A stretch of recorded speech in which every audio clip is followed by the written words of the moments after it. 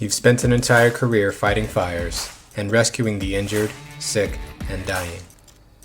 But that's all over now. What do you do when the sirens stop, you've hung up your gear, and you walk out of the firehouse for the last time?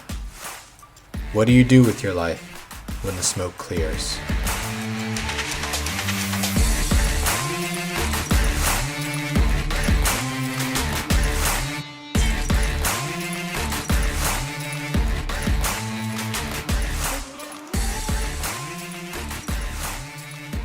Welcome back to the When the Smoke Clears podcast. I'm Russ Miles. I'm here with Tony Ben Cosme.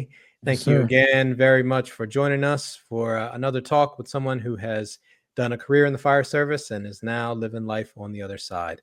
Thank you again for all your support, for all the engagement on social media, and for those who have purchased some swag from us or have donated at the Buy Me a Coffee link.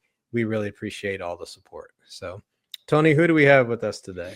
All right. Yeah, Russ, thank you again for, I want to thank everybody listening and appreciate the support.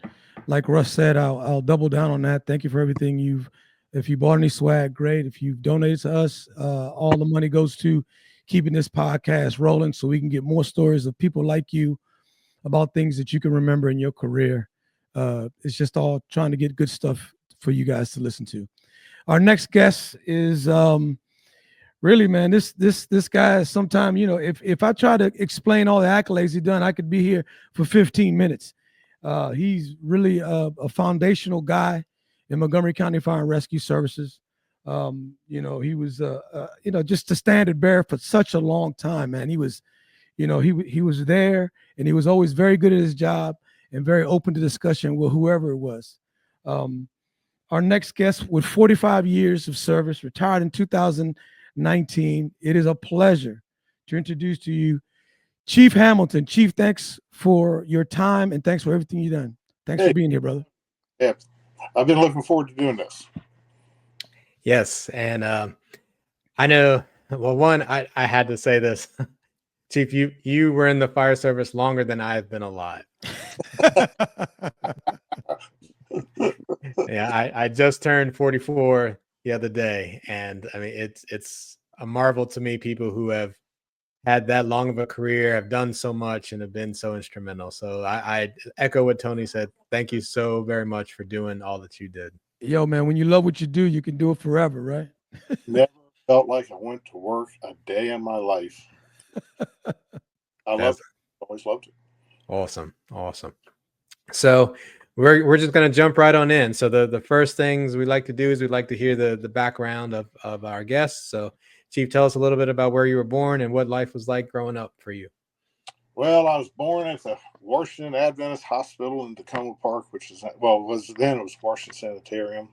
In 1951, my parents had lived in an apartment. They'd just been married a few years in Tacoma Park. And when I was about 3 or 4, I guess, we moved to Wheaton, lived on Center Hill Street in a duplex there right off Fearsville Road. And then in 1953 or so, I guess I must have been younger than that, we bought a house in on Grandin Circle in the Silver Rock subdivision, not too far from Rockville Civic Center. And that's where I grew up. My mom and dad and my 2 younger brothers. And went to Lone Oak Elementary School, Broome Junior High School, Richmond Montgomery High School, some time at Montgomery College. But that's where I grew up.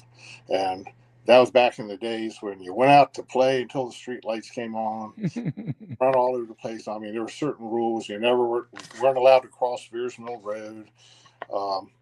We need to keep our parents informed of roughly where we were. But there's a group of us, all the same age, that ran around together, like 4 or 5 of us, and we were not getting in trouble or anything, but we went places and did stuff and played in each other's houses in the wintertime, outside mostly, and just a regular baby boomer kid of the 60s, 50s and 60s. So, gotcha. Mm-hmm. All right. So regular childhood, pretty much, having fun, friends, family, all that. So how did the fire service come into the picture? Well, this is an interesting story. I'm in 5th grade, age 12, at the Lone Oak Elementary School, and one of my buddies there in my class didn't live real close to me. He lived up on Grandin Avenue above First Street, but his name was Tom Cavanaugh. So it was in the spring of '63, I guess. And he goes, we were talking one day. He says, "Hey, his dad was a police lieutenant, Maryland State Police lieutenant in charge of the Rockville barrack. My dad worked for Petco as a troubleshooting guy, ran work shift or ran trouble trucks."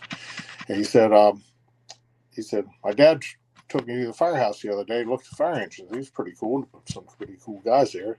He says, "On Saturday, you want to ride our bikes up there and we'll go up and look at fire engines?" I said, "Sure." So we pedaled our bikes up there in the morning. This before they had any career people, it was all volunteers. And the old firehouse where the Judicial Center sits now was on Perry Street. And went in and, I mean, they had like 5 pumpers and a rescue squad and a boat and a couple of ambulances.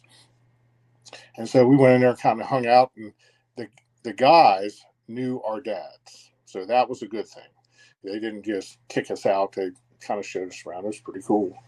And so that was my first exposure. I thought, well, this is pretty neat. So the next weekend, we pedal our bicycles up there and we go in there and we pull in there, and there's some piece of old crap pumper from Cabin John sitting there, and all the pumpers are gone.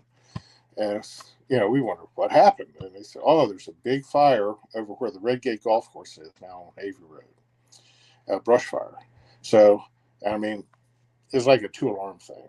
And so about that time, one of the volunteer guys came in and was going to go. And Tommy says, "Can we go with you?" And he said, "Sure." So I was supposed to be home around noon or so. So, and this is before the cell phone days and all this other stuff, of course. So we get this guy's car and we ride over there. We hook up. Well, it was an all hands on deck thing. So Tommy and I spent all day, raking and dragging booster lines and, all this other stuff with the guys. And then they got home. I got home by 7:00 at night. Black soot from head to toe. My mother was ready to kill me because she had no idea where I'd been. I was so late and all like that. And she pointed her finger at me and she says, "You're never going to another firehouse another day in your life." Yeah. A little bit. But then that's how I got started. So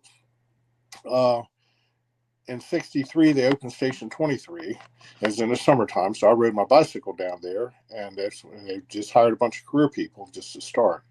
And I walked in there, and they remembered me, because a lot of the paid guys were volunteer guys they hired from the brush fire thing. And so I just started. I visited and checked it out, and when I left, one of the guys said, "Well, come back anytime." So the next day I went back. Well, the next thing you know, I'm the kid that's hanging around the firehouse.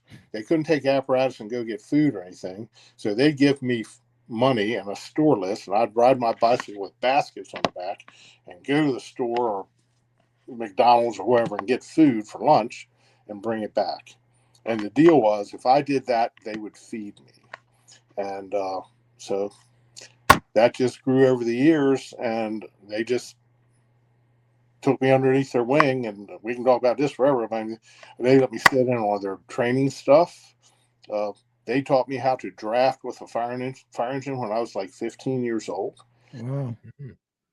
I mean, I didn't get credit for it, but I sat through the local pumps and hydraulics class that they taught there, how to use breathing apparatus. And I was just a firehouse kid that worked my ass off around there all the time. And loved every minute of it. Now, I didn't really go to that many fires because there wasn't a way for me to get there unless I rode my bike, which I do every once in a while. But for the most part, I just took care of the firehouse. But that's how I got started.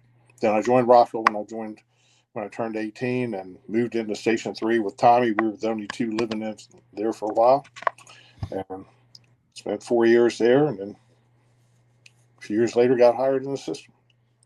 So you got hired by the corporation? Rockville Corporation?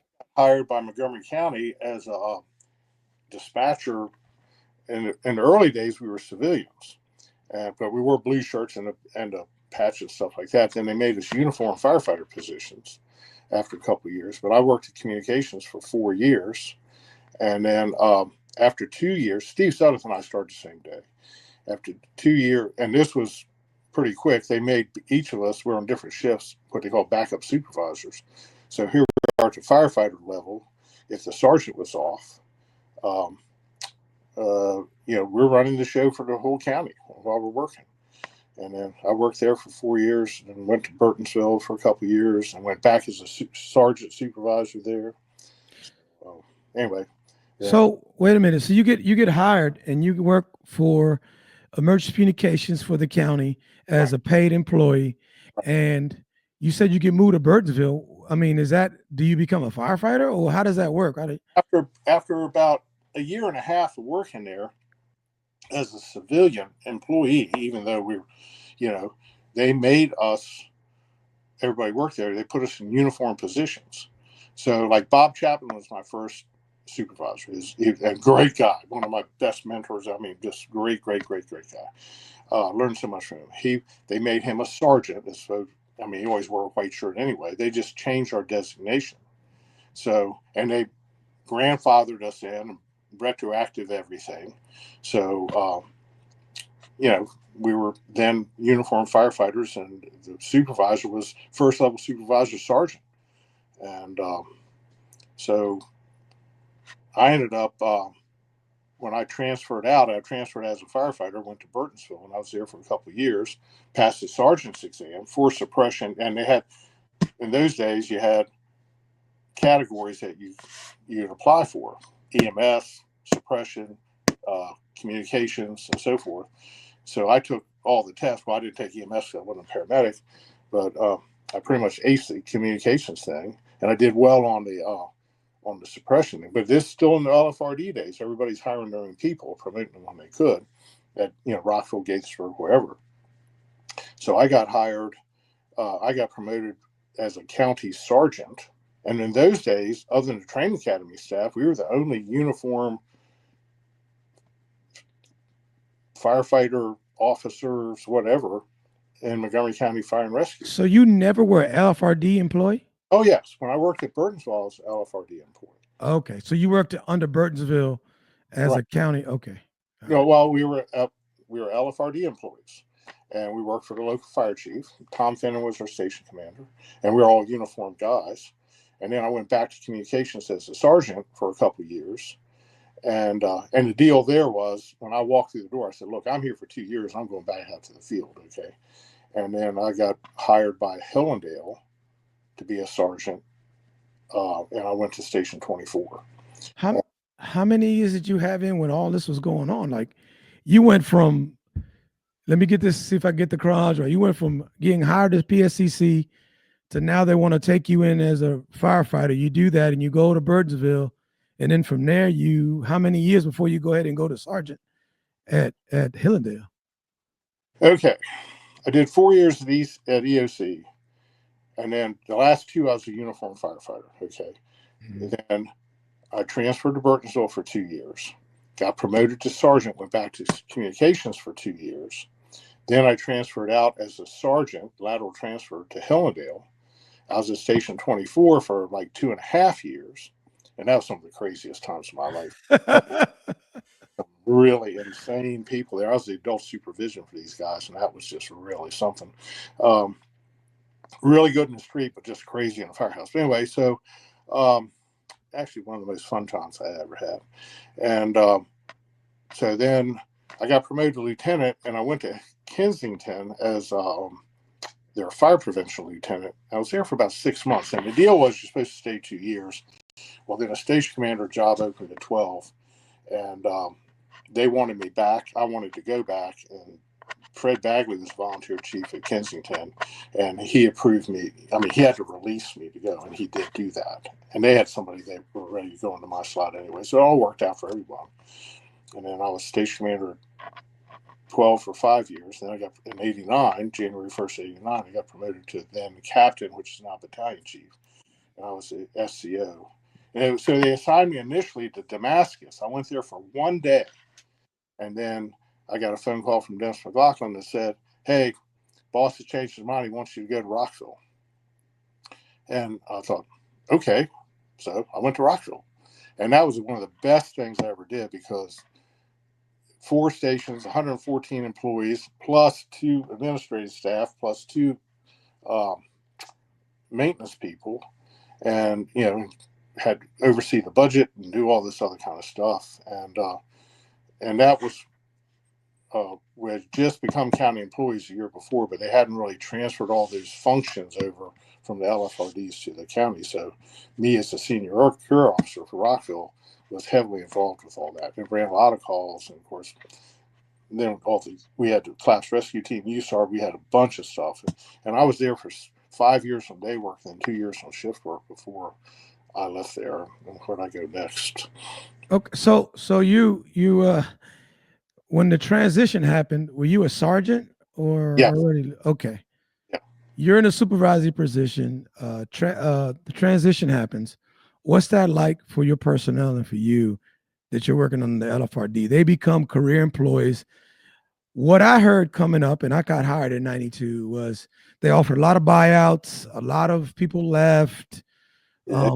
Yeah. So what was that like, and what was that transition like? Well, here's what went down with that, and this is important. They offered everybody like a 10% bonus buyout if they had more than 20 years or whatever. So a lot of these older guys at Rockville took advantage of that.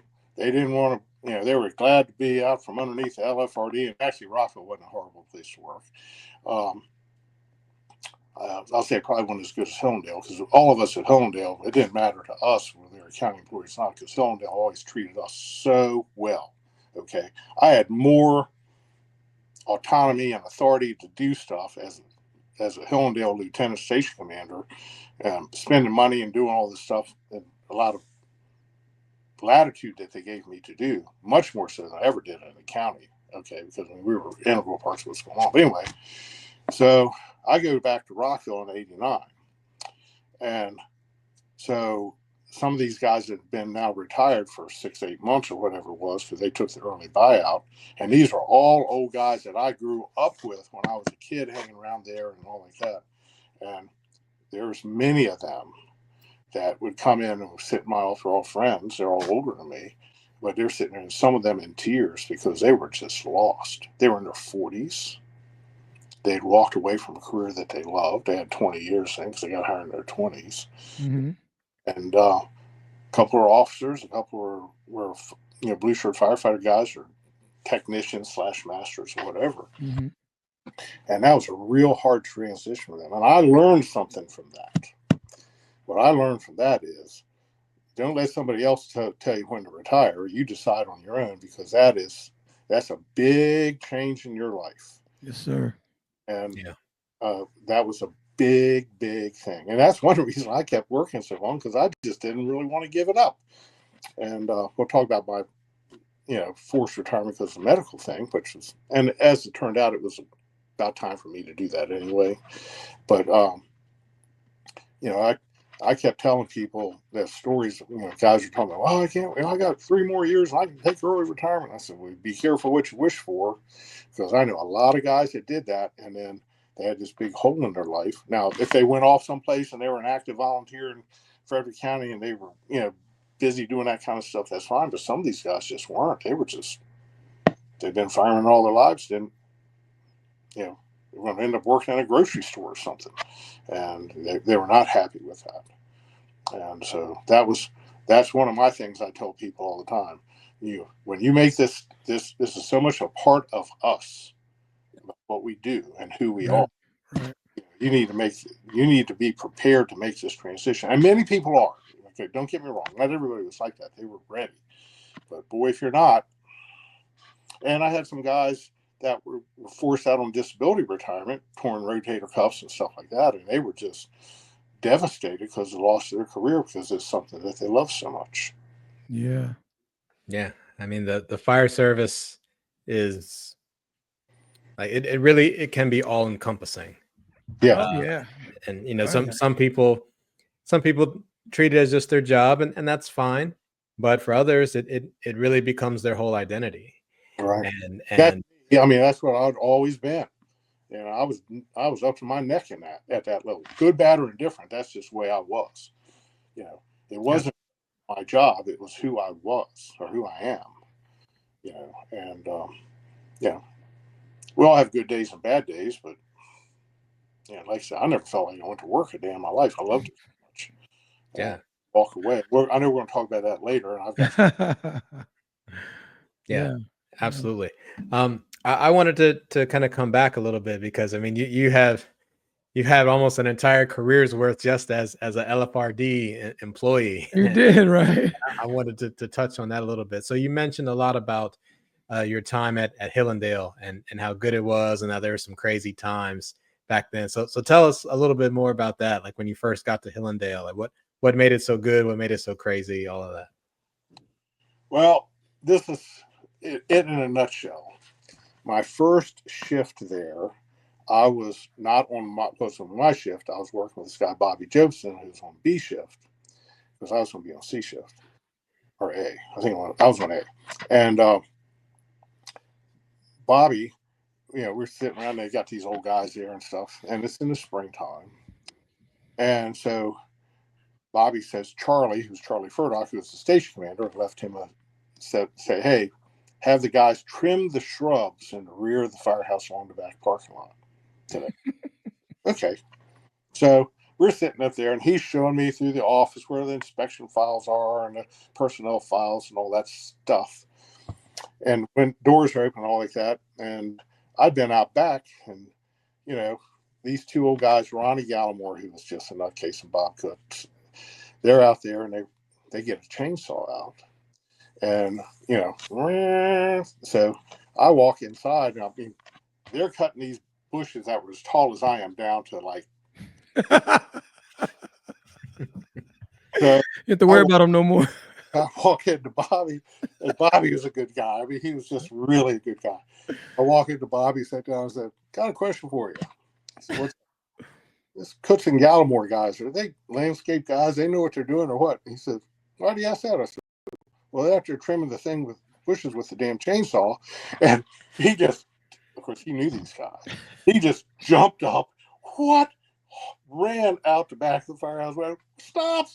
Too late. And they're laughing, and of course he knows Charlie's going to kill him. and there's, they'll grow back. Well, there are these boxwood things, and yeah, they grew back all right, but it was just the idea.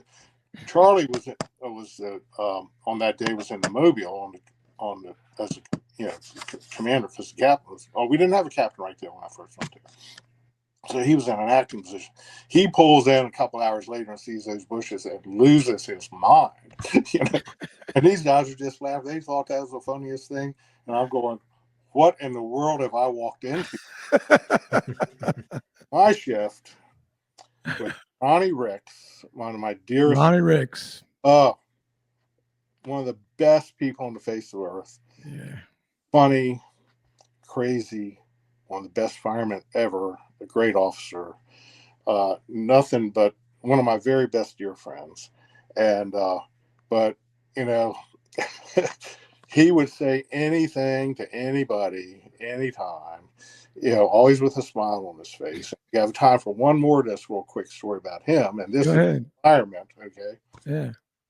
Les Adams was the division chief, and he called and for DFRS. So that was when the county was growing, if you will.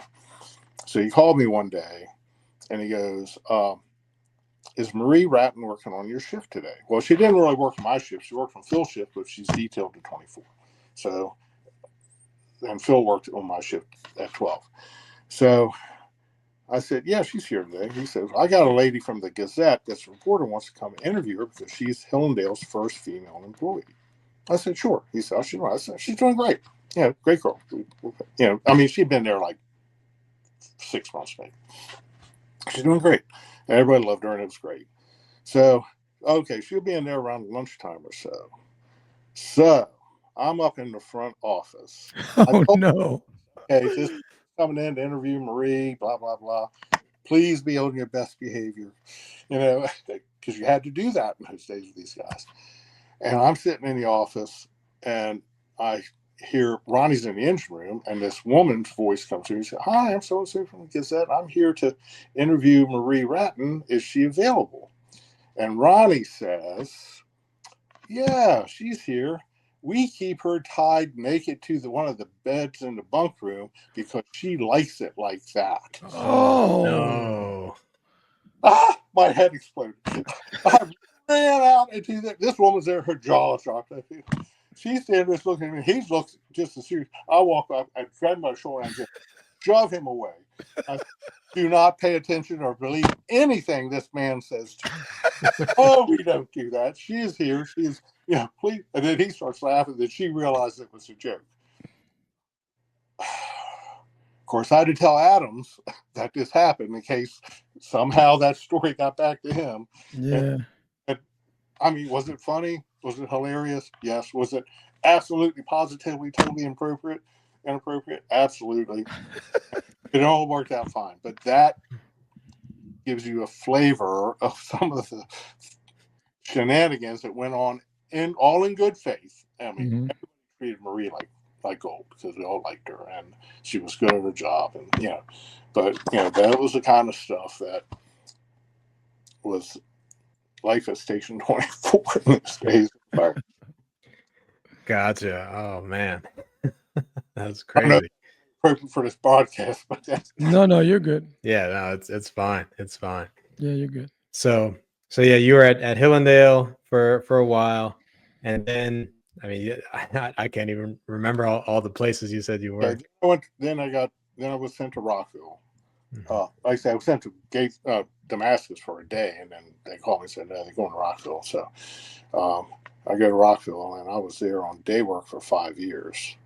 And this was, there was a lot of growing going on there within the department and stuff.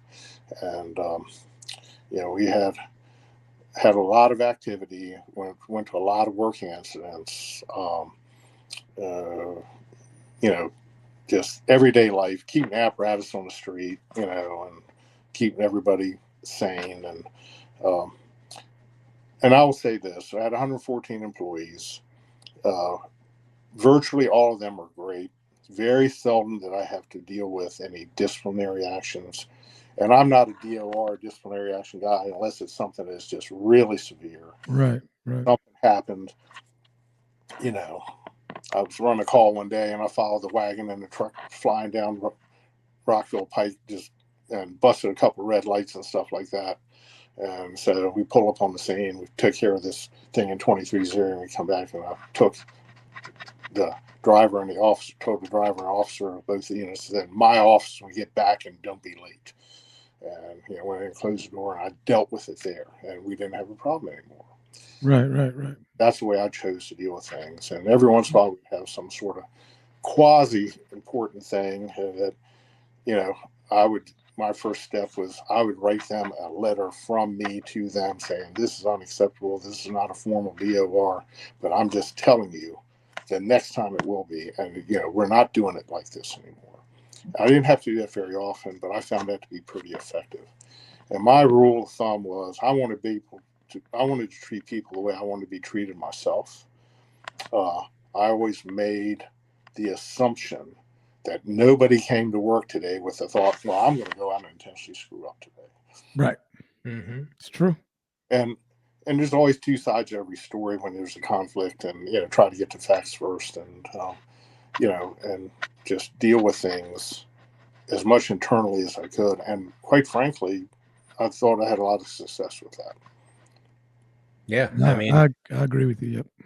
Yeah. I think especially when your boss makes it very clear what is acceptable and what is not, then, I mean, where else can you go from that? Either you're gonna listen or you're not, and if you're not going to be there for a long time. So, right.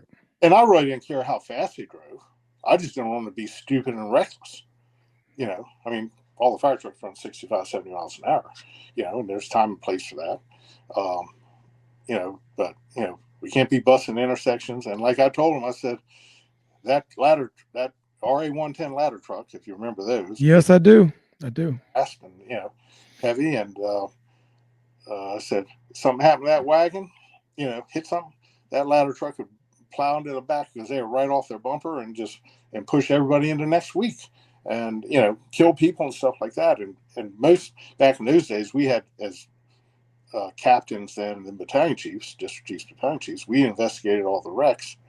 And my experience was, the bad wrecks occurred at intersections. Yes. That's where things got tore up. That's where people got hurt. And, it really didn't have, it might have something to do with the speed going through the intersection, but it didn't have anything to do with the fact that they were doing 70 miles an hour, half mile before they got there. So that was my big thing. Gotcha. I wanted to ask, so, I mean, you came into the fire service at a pretty young age, and especially back then, spent a lot of time during the LFRD days and got to see the transition into the county taking over. And you kind of gave us a little bit of a taste of it, but how would you describe the culture of the fire service back then, and how did you see it change as you went along in your career, especially after the county took over? Well, it took a lot for everybody to accept and fit into the new way of life.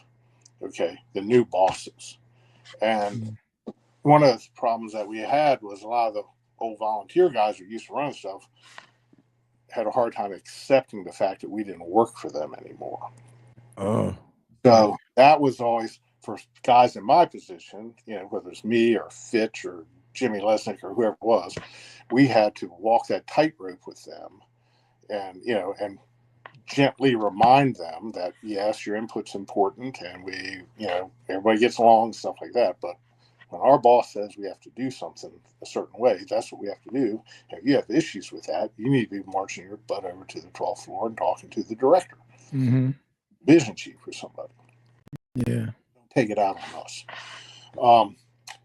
The other thing was some of the career guys had bad taste in their mouths, and they like to rub it in the nose of the volunteer guys that we don't work for you anymore. Well, that didn't always work. Yeah, I know. For us, that we're trying to keep the peace. Okay. And honestly, you can have all the chiefs in the world, but it's the lieutenants and captains that run the stations every day. They're the ones that make it work or not work. I mean, our job, I always felt like my job was to help them do their job, give them the resources they need and support they need and guidance. And, and so that was part of the culture change we went through. Now, I've seen other culture changes in the department about how we attack fires and stuff like that. We can talk about that sometime. I don't know if this is the right time or not, but I was a big proponent of changing how we did business because I was just watching the buildings are changing. They're burning faster. Fires was more rapidly advancing in the building while we were trying to get through the front door. And, I just learned a long time ago. Well, back when we were volunteers at Rockville, riding Engine 3-1, we had what we called the Blitz Crew thing. And that was, we haul ass to the scene, always laid out. If we had any type of significant fire show, we came off with a deuce and a half and hit it from the outside and knocked it down, threw that in the mud, then grabbed an inch and a half, went in and put it out. And, but I mean, I've watched videos today, not necessarily in Montgomery County, but in other places burning like crazy, and they're standing at the hose line, someone's screwing on the door, someone could just step 2 steps to the left and hit this thing and knock it down and slow it down. And that was something that was a big culture change in how we did business, because so many guys, we're interior firefighters. Yes, we are. But that isn't always the best thing to do based on the situation. Okay. I've done stuff on the street for. Anyway, I'll stop now. No, you're good. I remember you, because I worked under you several times, and I remember you talking about it a lot about resetting the fire. Before we said reset the fire, right. You didn't say it in those words, but expectations were that if you see fire, put it out. Put it out. Yeah. Put water on it. Yeah. And if you can put out a lot of fire with one hose line, if you can get to it, at least knock it down. And and I was a never go down the basement steps guy. Oh yeah. Because I've experienced this. Yes. The top of the basement steps, fire's off, the basement's off, And, it was like someone feeds you hose, and you got two guys hose on, and you haul ass down the steps and try to get through the upper thermal barrier without getting burnt to death, and get to the bottom. Oh, it's cooler down there. You go find a fire, put it out. Well, that worked plenty of times. But more than one occasion, I'd get to the bottom of the steps with a hose line and another guy, whether I was backing him up or as the officer or I was on the nozzle or whatever, and it was no cooler down there than it was at the top. And it's like, oh no, what do we do now? Well, you have to open the line to keep the heat off of it, and then you get steam burned to death, and it's just like, and there is nothing in my basement that I don't get my ass burned up over. That's basement that I don't even know what's down there. So when you could do, if you had an outside entrance, you could go in an outside entrance, and so, I mean, I'm not talking about a trash can on fire in the basement. I'm not talking about a couch burning where there's no heat. You just go down and put it out, no problem. But if it's off, then it's like, what are we doing? And, so my big thing was, we're going to control that environment by other means before we put our people in it. Because if they get down and get in trouble, then they might not come out. And my number one job. You think that changed because since you were there for such a long time, I mean, you were really witnessing change in real time, right? So do you think that was the gear? Do you think the gear changed the mentality a little bit? I mean, because you went from 3/4 boots and long coat to just this thermal wear that we wear that gives us the perception that we can just go deeper, longer, harder, and gets to trouble. Yeah. Yeah, that's a problem because once you get to a certain, okay, here's the thing. While we're on this, years ago, they lost like 5 or 6 guys in Seattle, Washington, while they're inside of a building and it flashed over on them. Okay.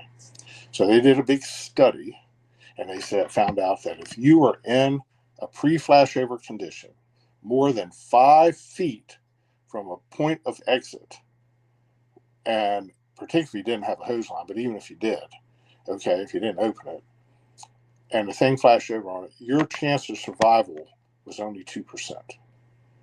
So, Alan Brunacini, right? Super duper fire chief from Phoenix, probably number one guy. Yeah, Bersini, yeah. Right? Mm-hmm. He saw that.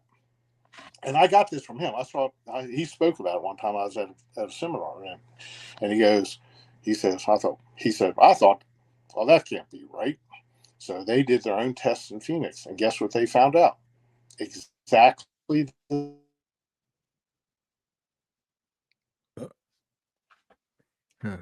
Chief, you still there? I'm still here. Okay, yeah, gotcha. So it's just like, if you're down a set of basement steps, you're not coming out of there if it flashes over you. Okay, you can't make that five. If you're more than 5 feet away, you're not coming up the steps in that time frame. So it's just like, what are we doing? So that's when we started worried about the flashover business and always having a hose line. And oh, by the way, float like a butterfly, sting like a bee. Don't shoot water at fire you can't see. Well, that's crap. Okay, because it's all above you, you can't see it. And so if you have a situation like that, then you put water in the sealant and prevent that event from occurring. But there were a lot of guys that, if we talk about culture change, they didn't want to buy in on that, And at one point, I'm talking about this, and one of the guys said to me, well, you know what? It's no fun if we have to do that. I told him, I said, guess what? If my house is on fire, I don't give a damn whether you're having fun putting it out or not. I want it out as soon as possible with nobody getting hurt. Okay? Mm-hmm. How hard is that? It's easier. So, we've got more towards a focus of firefighter safety and survival. And it's bad enough when bad crap happens and you can't control it. And I've been on some of those, but if it happens and you could have prevented it easily, it's just like, wait a minute, what's our job? Our number one job was to keep everybody safe. And I tell you, when I came to that realization, I was a sergeant in the field for the first time at Station 24. And it's like the second week I was working there, I was laying in bed one night, looking at the number one bunk, and the number one bunk was by the wall by the door in the front, this yellow concrete painted wall. And I was sitting there looking at that, getting ready to go to bed, and it dawned on me that I was the officer. I was personally responsible for the safety and the welfare of all these crazy idiots that are riding with me because they're nuts. Okay. But, I said, that was a very sobering moment for me. And I started thinking, I do not want to go to John Malloy's house and tell his wife he's not coming home, or Johnny Ricks's house and tell his wife that he's not coming home. So above and beyond anything else, that is my highest priority, is the safety of these people.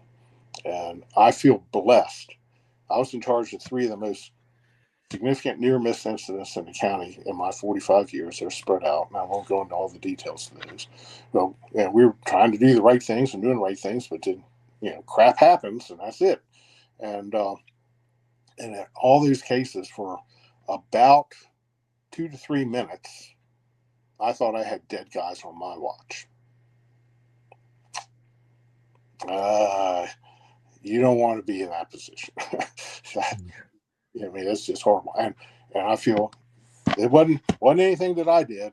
It was some divine intervention that saved those guys. And we were doing all the right things. Don't get me wrong, but it's just, when bad shit happens, it just does, and it happens very quickly. And the good Lord saved those people, not me, and saved me from being in a position to have to go and be responsible for that and tell their families that they were severely injured or dead. And that's tough to sit in that car and oh yeah, it's tough to sit in that car. Road with Brett Livingston and Adam Jones. Yeah, I was going to ask you about that. Yeah, right behind 3. Yeah, that was when that thing lit off. And we found out later what happened, a comedy of errors, if you will, but everything. And I tell you, Brett Livingston's the one to save those guys. He was just a fire chief. He wasn't the officer, but Nikki was a newly promoted master, and she was on the radio channel. She never received the order to get out. I'd ordered everybody out. I told the other guys, make sure the 3-1 screws out. And they said, yeah, they were here with us. I thought everything was fine. Next thing you know, I get this chilling radio transmission from communications that they're trapped on fire in the basement. I'm going, how the hell did that happen? I run back to this back and got out of the car. I ran back, and here's a hose line going into the joint. And I'm going, oh no. And there's fire blowing out all the basement windows up over the eaves. And I'm going, well, they're lost. They're just lost. And we got to go get them. And we sent crews to go get them, but they basically self-extricated. And what saved them, their line had gone dead for whatever reason. And when I gave the order to charge the second attack line so we could go get them, it then got recharged, but it burned in half at the top of the stairs. And that flooded that stairwell from just an open thing and put enough water in there that cooled it enough for them to get out. Totally, you can say by accident, or good Lord did that or something. This close. Yeah. A little bit now. That changes you. Yeah, there's 2 guys still on the job. Livingston's still captain, and Adam Jones is an assistant chief. Yeah. So Adam Jones, Brett had a sweatshirt on underneath his running gear. Nicky had a long sleeve shirt on. Adam Jones had a short sleeve shirt, and he had rather significant 2nd-degree burns from the shirt sleeve line down to his wrist.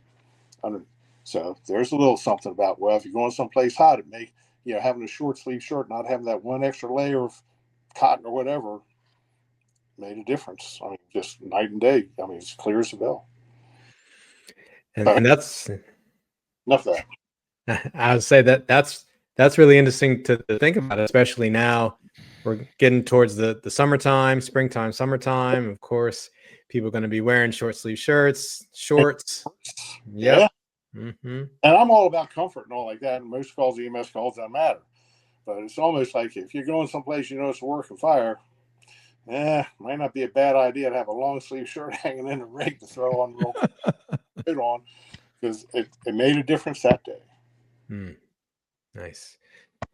Now you said, and rightfully so, that going through an experience like that changes you. Especially as the command officer. So how did that change you?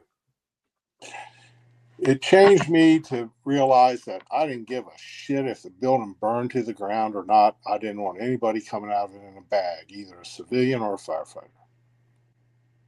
That's it. And, and I was always pretty quick. If I thought things were going bad, I'd pull someone out. And can't tell you how many times I have guys, why'd you pull us out? Pull us out. I said, well, you need, instead of coming here and giving me crap, and by the way, don't you ever do that again.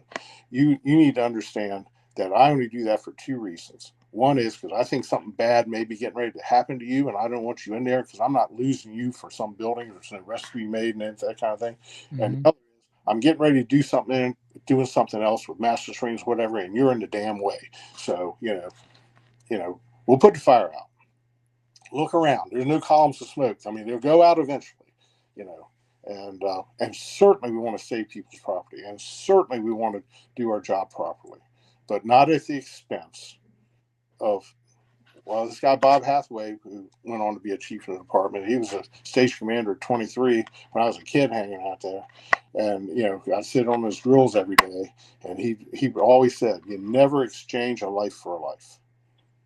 You take a calculated risk, go get them, but if you know they're dead, there's no sense dying for it. And I learned that when I was like 14 years old from him, and I thought that makes sense.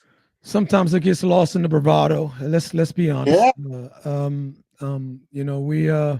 There's a certain level of confidence, and we talk about it on this podcast. There's a thin line between confidence and arrogance, and we told it all the time in this job. We're all guilty of it sometimes, and myself included. I have been. I have to check myself. It's easy to do. Yeah. You feel like you can do it all, and sometimes you succeed, and other times you just don't. And this job can be very humbling, very, very humbling at times. So with all the experience that you have, let's talk about some of the things you did besides just being a field battalion, because you was in code enforcement for a good time. Yeah, there's an interesting story about that. Yeah, how did you get into code enforcement, and why did you want to do that? Or they come to you and ask you to do that? Oh, I didn't. Okay, so here's what happens. Mike Donahue and I are old friends, right? And we went to some conference together or something. We were at some thing, and I walk in and just sit down next to him. He's the assistant fire marshal in charge of code enforcement and FEI. Mike Love was the fire marshal. So when Brian Geraci left FEI, Mike Love called me and said, hey, you want to be the FEI guy? And I said, let me think about it. It's kind of interesting. Mm-hmm. I talked to, or maybe it wasn't Brian Geraci, it was somebody else. But I remember, no, it was Brian. So I talked to Brian, and I said, so what's this job about? He said, well, you're more of a cop than a fireman, blah, blah, blah, and carry a gun and do all this other stuff. And, he says, it's a great thing to have on your resume, assistant fire marshal for Montgomery County and all like that. And I said, okay. But I realized I didn't really want to be a cop.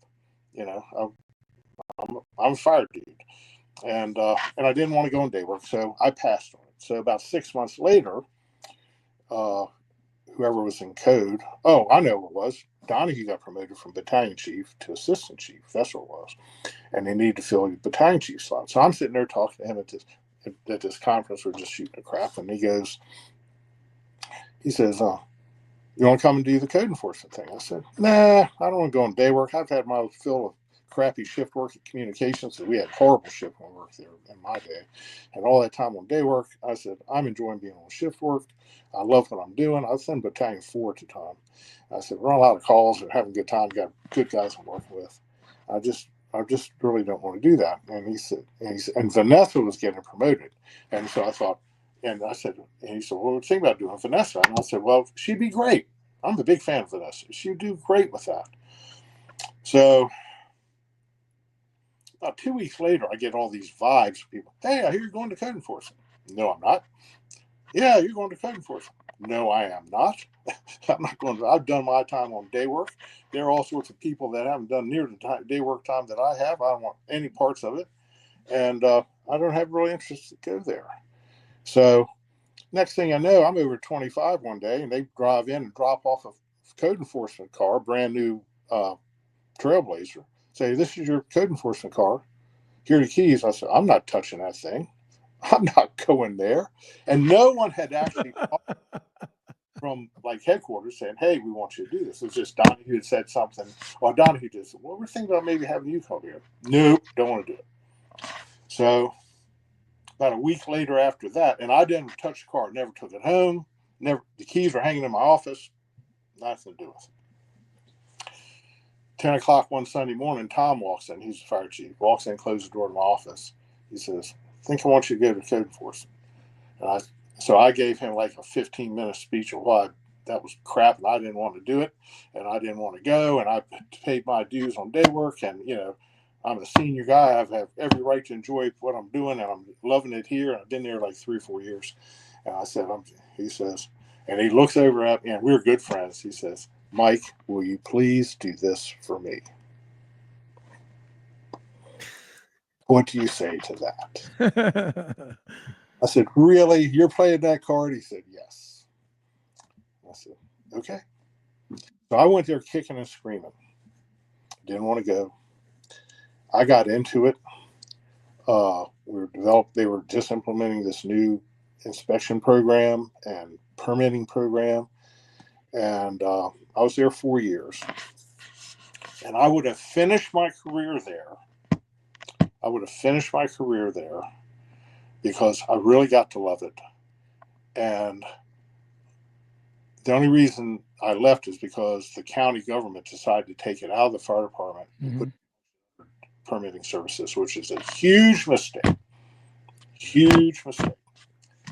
And we won't get into the politics of that about what the then fire chief should have, could have done, or I thought he should have done.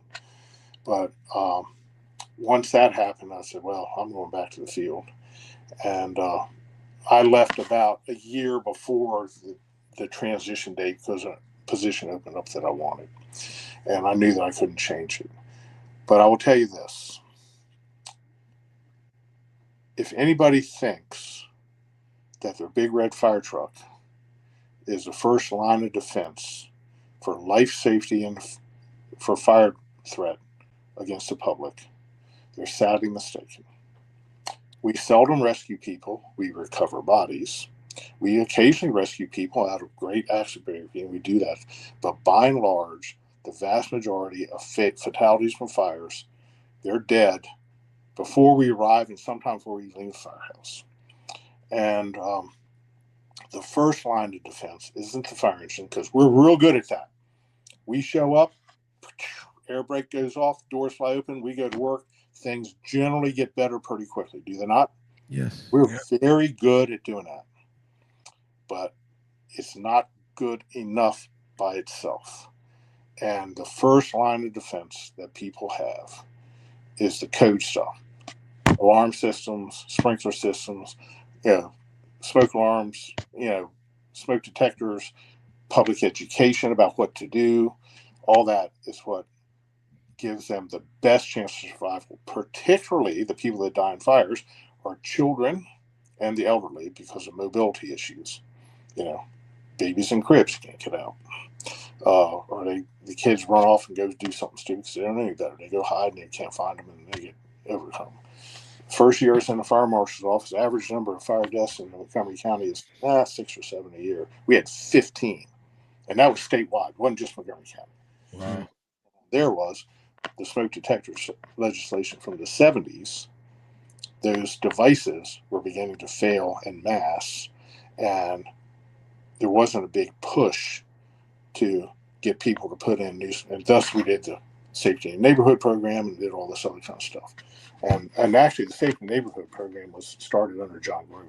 Yes, it was. John Grover. Mm-hmm. Before I went to the fire marshal. And I was instrumental in that. I was one of me and Jimmy Lesnick and Cindy Beach and several of us that really ran it, got that program off the ground and got it running. But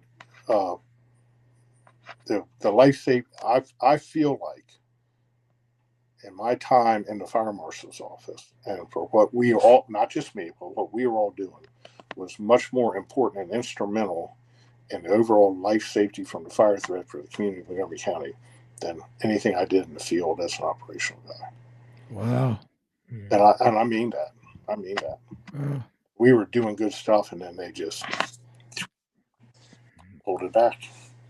Well, they're basically running now, and they've hired people, you know, the code enforcement guys. So we talk to them separately as a separate entity. So, and don't get me wrong, the guys they have are good guys, but we yeah, have 42 inspectors in the street, and we have a designated strength of 50 to try to cover everything, because Donahue and these guys have done all the math about that, about how many buildings need to be inspected, how long it would take, blah, blah, blah. We never got more than 42 people.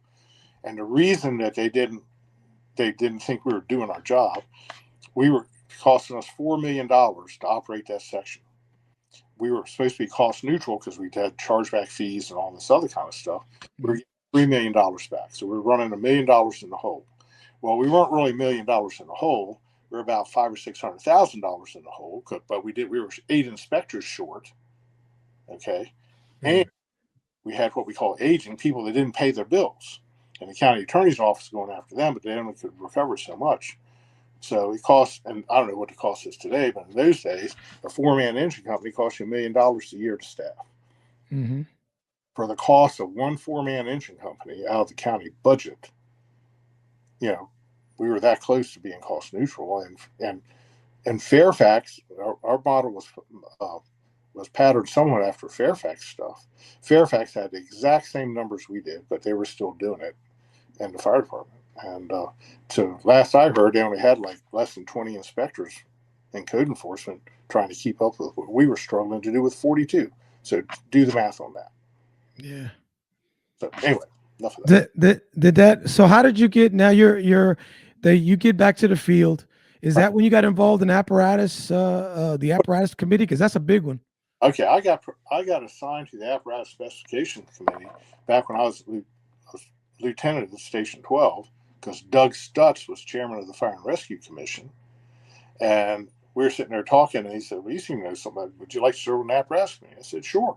So he appointed me back in, where the hell that was, back in the 80s, and so it was me and Earl Moore and Richard Wright from headquarters and Tommy Gizzolo from Kensington and several other guys. I mean, we did all that for years. So the only time I really wasn't active in the apparatus, well, when I got out of the apparatus committee, so I went to the fire marshal's office. We were finishing up buying the Crimson pumpers, and I told Steve Rohr was the apparatus chief. And I told him, I said, "Look, I'm doing this fire marshal thing. I'm on day work. I'm working my butt off. I don't have time to do the apparatus thing any longer." So when I went to I've been in the apparatus. I've been in the fire marshal about a year when we finally finished up the purchase of the pumpers, and then I said, "Okay, I just need to back out and let somebody else do it." And I just never went back after that. But I remember you was a part of that group that got the first all-steer. That was a big one. Well, quite frankly, if I may say so myself, I was the driving force in that. You know, because we saw that technology. What happened was Pierce was pushing the technology. So one day, this guy Jay Grimes, I was in Battalion 1. He comes in. No, I think it was in 2. Might have been Battalion 2. But anyway, he comes down and brings an all-steer rear mount ladder truck out of West Virginia, someplace they bought up there. Okay, and he brought it down, and so we said, "Okay, we're going to take that in truck 2, which is a tractor drawn, and we're going to go through all the little side streets at Tacoma Park and see what we can do with that." And it outperformed the tractor drawn into tight quarters as far as getting around. It was slow, but it could get around where some places the tractor drawn couldn't go. So we wanted to buy a bucket, a tower, excuse me, but we were worried about, particularly for downtown Bethesda, because that's where the truck is going to go. Mm-hmm. Excuse me. So we said, well, we'll get one. And then we took it over to Bethesda and took it down through Lower Bethesda back in there. I'm trying to think of the name of the subdivision now. Friendship Heights. Chevy Chase. Yeah, I remember. Yeah, back down through there. Mm-hmm. And my thing was, well, what do we have? We have all these high-rise buildings, many of them unsprinkled.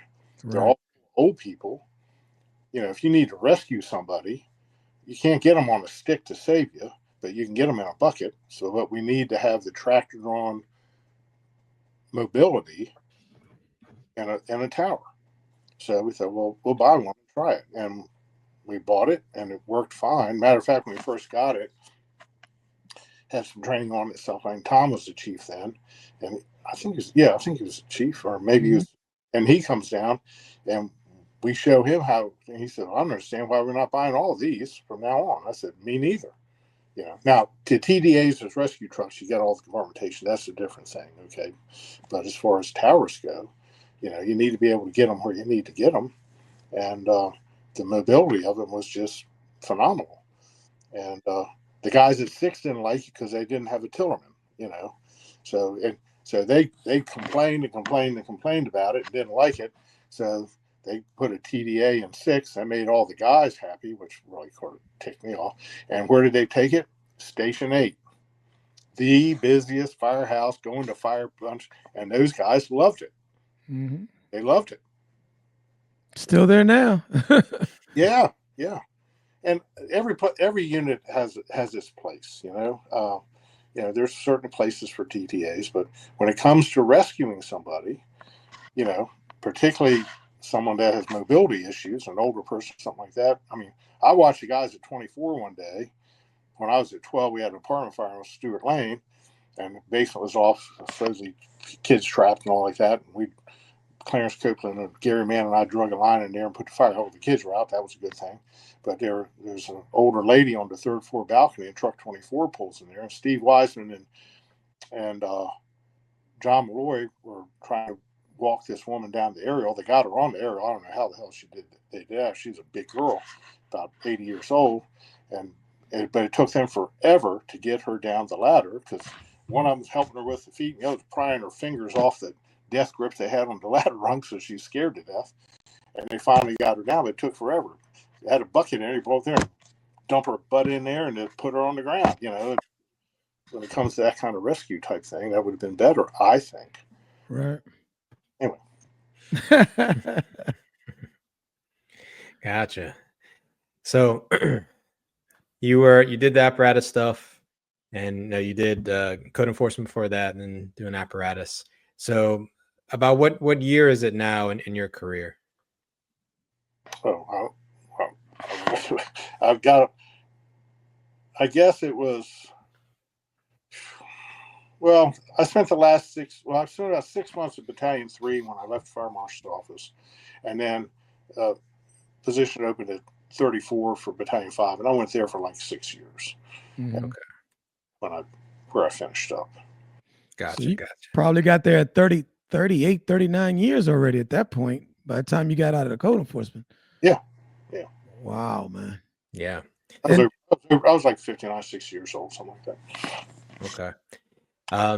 And it was there when you were Battalion 5 that I believe that was when Tony and I were on a call with you, one of those calls where it could have gone really bad for the guys, the Churubusco. Oh, yeah. Yes. Yeah. Do you want to talk about that? Well, yeah, first of all, and this is how things happen. They ring 29 and say, hey, the police are going to check on the welfare of somebody and maybe a MO situation on this Churubusco Lane address. So they take the engine and the medic unit, they go down there, and then they're waiting for the police to go in because this guy's supposed to be MO, and they can't see the building. They're over a hill and around the corner and all like that. So they pull up, and they're just sitting there. Finally, the cops show up, and they go in, and then the cops scream, the building's on fire. So they call 729's engine and says, hey, we're going to fill the box. The police on scene, got to work on fire. And, of course, they're like, oh, wow, we got to get dressed now. Lay a line, do all this stuff, and go in there. Mm-hmm. So they go in there, and the guys in the bunk room at 34 hear it on the radio. It's like 1 or 2 o'clock in the morning. They hear it. Yeah.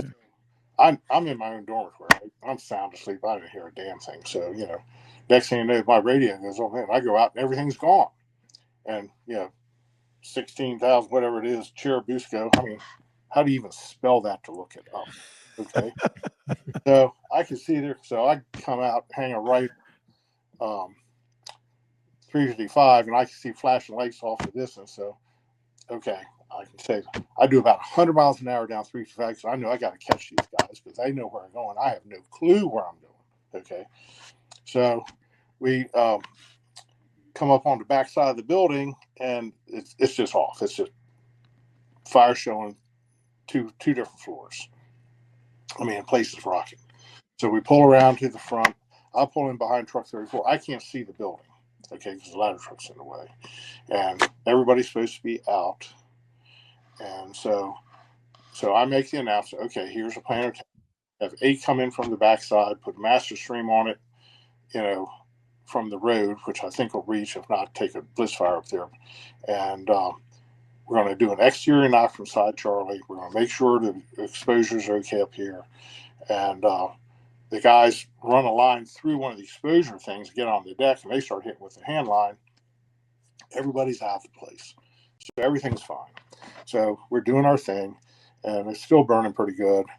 And then all of a sudden I get a report. Oh, when I'm always in a command post, I just roll the windows up and stuff. And somebody comes, knocks on the window. If I'm busy, I'd roll the window down with the power window button and just say, somebody dying, yes or no. And it's a police officer. He says, there's supposed to be some kids still trapped in this building. Okay, whoa, time out. Okay. So I call up front to the guys up front. Now, I can't see the building, but I call and ask Stinky, who's on the rescue squad. I said, have a report now that possibly was still a child trapped inside. Is that consistent with what you have there? He says, yes, we just got that report now late too. And so I'm going, okay, what's the status? I mean, I can't see it. I said, so what's the status of fire? So he said, got a couple bedrooms we can get into the second floor here. Maybe we can go up there and check. So about that time, the command officer in the rear, who will remain nameless, says, fire's out on the side Charlie. There's no fire in the building. We got some on the Bravo exposure, there's fire in the attic, but the fire's out. So I'm thinking, what? 10 or 15 minutes into this thing at this morning, okay? Lightweight construction, all those things clicked in my head. So I said, okay, well, we're going to have to do a high-risk search. So Jimmy Rice and Stinky and John DeFries, there's a ladder up there that they take a hose line with, because I always preach. You never go anywhere without a charged hose line. So they go up and go through the window, and the thing collapses. They no sooner got in there, the thing collapses. Well, come to find out, the kid was a 15-year-old kid that started the fire in the basement in the first place, and he was out and gone. Okay, we didn't know that at the time, so there was never anybody in there. They rode from the second floor down to the first floor. The front wall fell out, and they kept the fire off of them with the hose line, and they were able to pretty much self-extricate. All this happened in a flash. We had people hurt on the outside when the wall collapsed. We had these guys. I'm thinking, oh no. Well, first of all, they call back and they tell me, the search team inside has, we have to go get them. And I'm kind of going, I've not told them to go yet. But what Jimmy Rice had done, he got on the portable radio and called me and says, 3 of us are making entry to the second floor window side Alpha. Okay. I never heard that. Numerous people on the fire ground, the radio system was so overwhelmed that the message got lost. But people saw him say that and heard him say it, but it got walked on by other transmitters. So I never knew that they were even in there until the thing collapsed, and I get this. So get these guys out, blah, blah, blah. That was one of the roughest days of my life because it was like, and I tell you, I'm thinking Stinky was getting ready to retire in like 3 months or something. Yeah, he was. And Charles comes up to me and says, he might be hurt pretty bad. And I'm going, oh no. So I will tell you this, at that point, I was like a little mentally overwhelmed, and that like very rarely happened to me, but I was so worried about that. At that point, I didn't give a shit if the building burned to the ground, but we started doing stuff, and and then they relieved me into command post, which is the right thing to do. Mm-hmm. They needed someone fresh, and I was spent. One of the few times in my life I can say that I was spent. Wow. And fortunately, everybody was okay. And the report from Side Charlie Command, as a volunteer chief, had done it. Well, apparently he never got out of his car and walked and looked past the 8-foot tall stockade fence, and because he couldn't really see, he could see the top floor, but he couldn't see the other 2 floors. And Charles went around there and told me, he says, "You're still heavy fire in the basement on the 1st floor." Yeah, there was. Without, otherwise, I would say we're not going in there.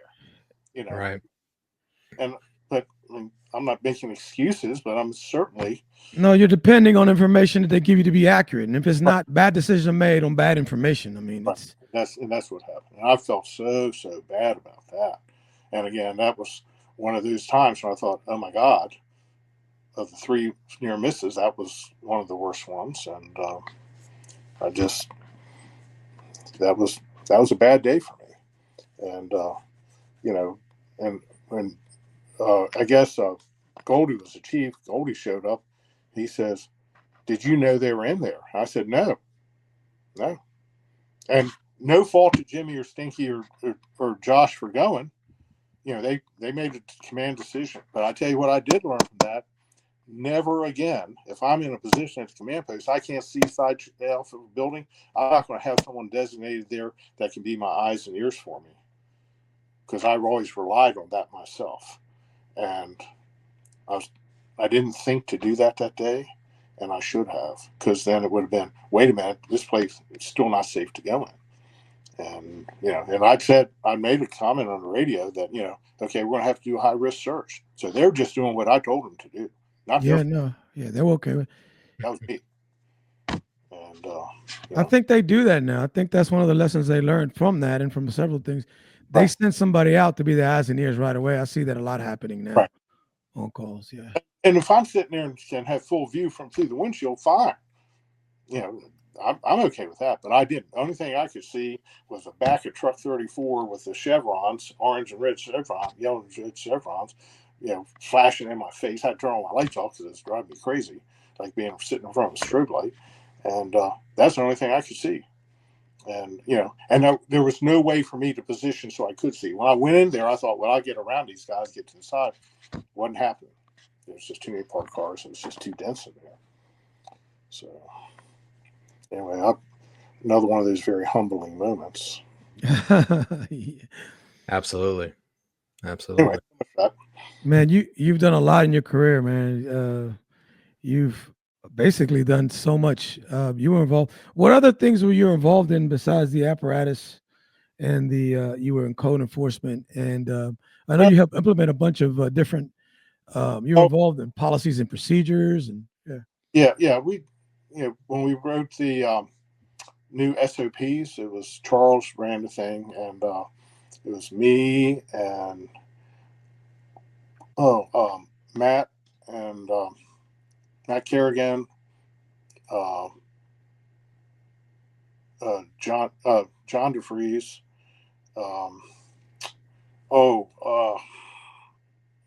Captain of 2 things on tip of my tongue. Alzheimer's setting in on me here, but it's okay. And a couple of volunteer chiefs, and we wrote the thing for rural water supply. We addressed the basement fire thing. Yeah, no more. Yeah, that was a change, a big change for us. And I wasn't alone in all that. I mean, I was a noisy guy about it, but you know, there were others. I'm not going to sit here and take credit for it all myself, because you know, everybody. Some internal conflicts about arguments about it, but you know, you were around when they first implemented that basement fire policy. I want to say it was in the early 2000s when they did that. Is that correct? Yeah. And that was based on the thought process of 2 lines not hitting each. I mean, how did they come with that? Because it was a DC policy, right? Am I wrong? I mean, I'm just speculating. Well, certainly never want to opposing hose lines, but yes, big deal was, okay, take a minute, walk around the backside of this place, and if there's a ground level entrance that you could use, or an outside entrance that puts you at the ground level, you have to go down a stairwell or something. That is, if the basement's rocking, not a trash can on fire, you know, that's the way to attack it. And, and I tell you, Woodland Road was just like that. The guys went in and they went down the basement steps. The basement was off. It had gas meter burning and stuff like that. Well, we had an outside entrance, and just like once all that was going on, it's just like, okay, that's one reason I ordered everybody out. Okay, we're not going to do this. I didn't realize they'd already gone down the basement steps because they were inside.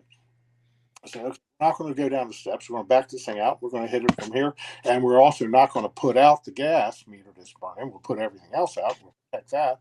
I mean, that was all the strategy behind that. And, and Woodland Road, from the time we arrived on the scene to where everything went to crap to when the time they were out in the front yard and they were rescued was right on 6 minutes. Wow. It's pretty fast. I'm talking about stopping the layout and all this other stuff, so 6 minutes. So that was, I always, whenever they had policy and procedure stuff, I always wrote up stuff and sent it to whoever committee was working on it. Very seldom was any of it implemented. Well, because what happens is, and I'm guilty of this, you put a lot of time, thought, and everything, you put it out there and say, okay, I want your comments. Well, nobody's really interested in having their stuff critiqued. You feel like you've done a good job. But the basement fire thing was the ones that they rolled back on because of my input, which was nice, amongst others, I guess. But at one point, Roger McGarry said something. He said, "Oh, you always put in good comments about policies, procedures. I don't know why. You didn't this last time." I said, "In all the years I've been doing this stuff, there's only one time you guys did anything with it. So I'm just decided I'm not going to fool with it anymore." That's back in the day, of course.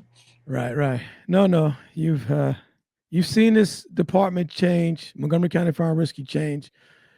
You see it change considerably. Yeah.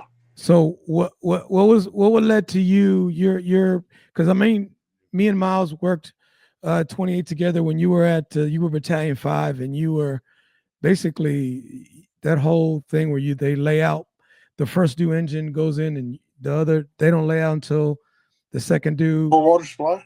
Yeah, rural water supply. That's all. This was I didn't think of that. Earl Moore thought of this. Yeah. Okay. And we're talking about mentors. He is one of the best. I have a lot of mentors I like to make. If we talk about that, I'll talk about it. But so he's a lieutenant and I'm the captain, and of course we had all of 31 to 33's area, which very much a lot of it was non-hybrid area. So of course Earl's from Upper Montgomery, and was a volunteer. So we're sitting there shooting a breeze one day, and he says, "Well, you know what?" He said, "I tell the guys, if you can't see the house from the road, don't even begin to lay out there, because you don't even know if you're in the right place." And it's just like, well, that makes sense. So we kind of started with that. And then when I go to 34, Alan Bush was there, and he's a big water supply guy. Mm-hmm. We decided to have some water, and this was his doing, some rural water supply drills. So we were down off Neal's Old Church Road across the street there, and there's a house way back there. It's like 3,500 feet from the road, and so they started with this thing about, okay, we're going to try different evolutions. And what we found was, and I'm over there to stopwatch, I'm timing this stuff, okay, that the first due engine went halfway down the lane and then laid out, okay, and the second due engine laid from the road to the big tree where the humet valve was dropped, then what would happen is, and then the tanker would come in and pump from the road. What would happen is the guys in the first due engine, all three of them, were down there by themselves every time for about 10 minutes before any help got there, physical help. Because by the time the second engine arrived several minutes later, laid out their 1,000 or 1,500 feet of hose to the drop-off point, and then got their crap together, hooked up, and then walked down to the scene 10, 12 minutes. These guys are down there, three of them, forcible entry, fire attack, search and rescue, three guys by themselves. So I said, so I'm thinking back to my Rockville days and stuff like that, and stuff that I've been doing forever. I said, let's try it different this time. We're going to have the first due engine come in and not drop a stitch of hose and go to the front yard. Have the second due engine come in and have them start the layout procedure. Now, if it's too far to go from the road, they come halfway back, they drop it there, and they drive up. So now you have 1,500 gallons of water instead of 750 on the scene. You have 2 crews instead of 1 crew. Oh, by the way, they're only like 3 minutes behind you instead of 10 or 12 minutes behind you. And the tanker can come in and don't even stop the road. Just drive up there and put it in the front yard. So now you have 5,000 gallons of water and at least 2 crews to go after this thing if you have a chance of saving it. Right. So we wrote that all up. Alan Bush agreed, and he was the guy that was behind this water supply study thing that was going on, and we wrote that all up. And Steve Rohr was the division chief, operation division chief, and Steve Jones was the shift chief on our shift.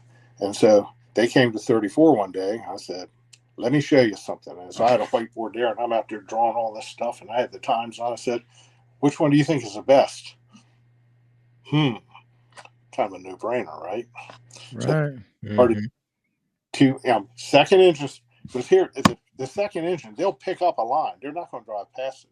So if the first engine lays out, now I'm not talking about a house that's 200 feet off the road here. I'm talking about down a lane.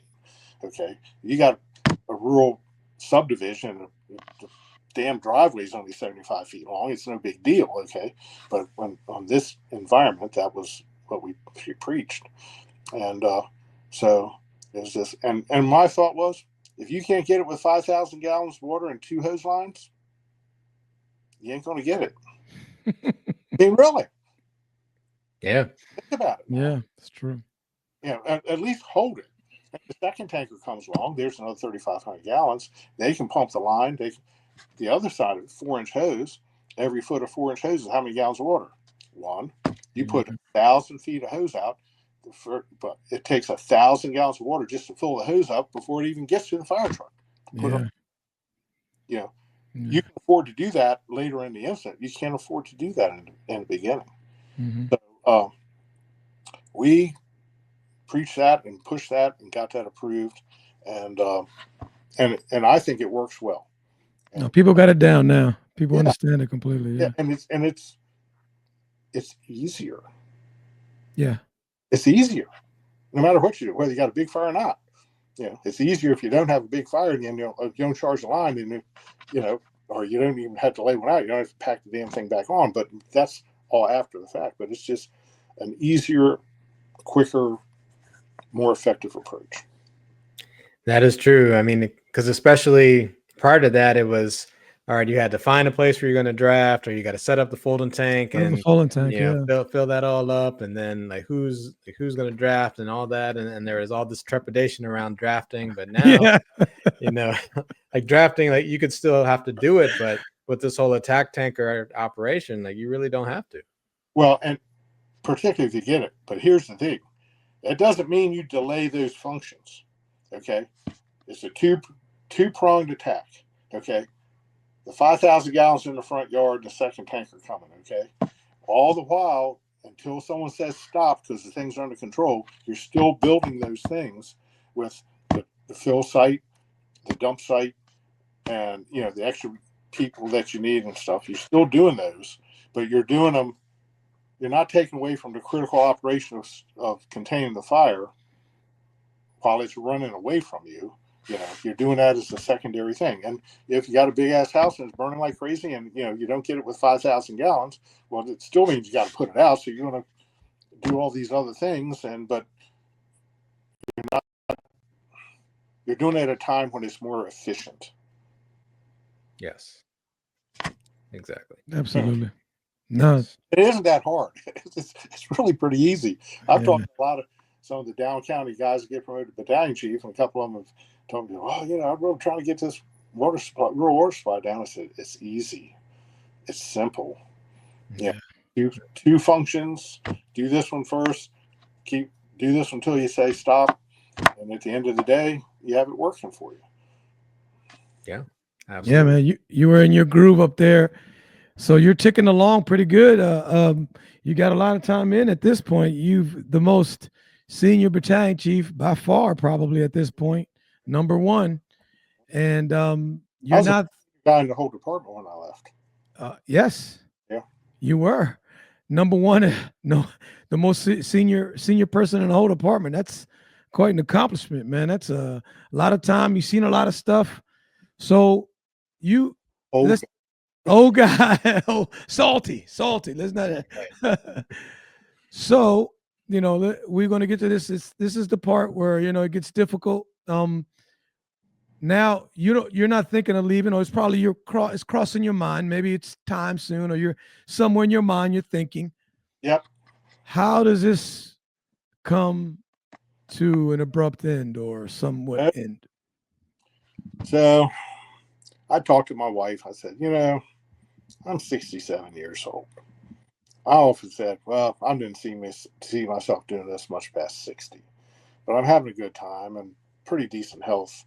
No one messes with me. Yeah. I'm making money working. I'm an overtime sled. I'm working 800 or 900 hours a year in overtime, which lets me get some boats and motorcycles and stuff like that, which I love. Okay? Right. And I still enjoy doing it, but this is a young man's game, and I probably ought to think about getting in a drop. Now, one thing about the drop that always concerned me was, how do you know where you want to be 3 years from now in your head about retiring? So I thought, well, I'll get to the point where I think I'm ready to retire, and then do 3 years, up to 3 years. And if it gets to the point I don't want to last the whole 3 years, that's fine. Okay. So I was getting to the point where I was thinking, well, I need to think about this. I think I'll probably go on a drop here. Maybe the first of the year. This is in October. So I go in for my county physical, right? I roll into OMS, do the physical thing. Everything's fine. I'm putting my jacket on, getting ready to leave. And the doc says, there's one Dr. Captain. Remember Joe Captain? She was great. Yeah, she was great. Okay. Nothing but good things to say about that lady. Anyway, so the doc says, I was looking at your meds here. You take Eliquis? I said, yeah. How long you been on that? How come you didn't tell us that before? I said, 3 years. Why do I always reported it. I'm diagnosed with AFib, and that's the treatment for it, so you don't have a blood clot and stuff like that. So it's a non-coagulant, anti-coagulant blood thinner. And he said, you can't be an active duty firefighter under FDA rules if you take that medication. I said, what do you mean? He said, you're done. You're on light duty until you either come off the medication or do something. Oh, wow. And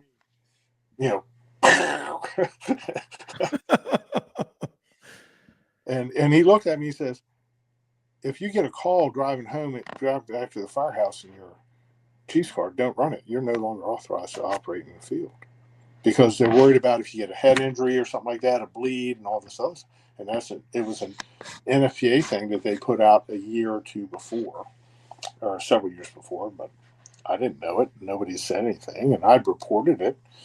So anyway, I went and talked to Mike Lazier, and he goes, yeah.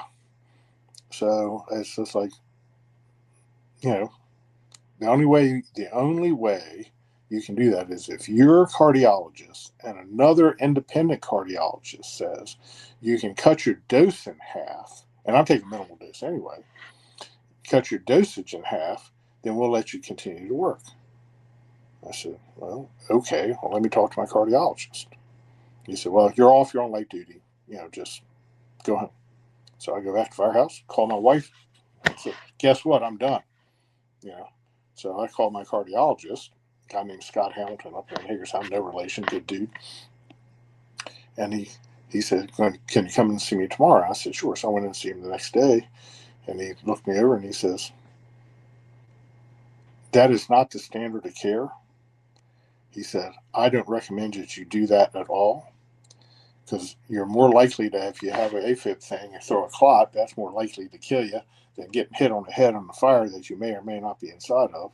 And if you were 42 years old and a couple of kids in college and you wanted to continue working, I might recommend it. He says, Mike, you're 67 years old.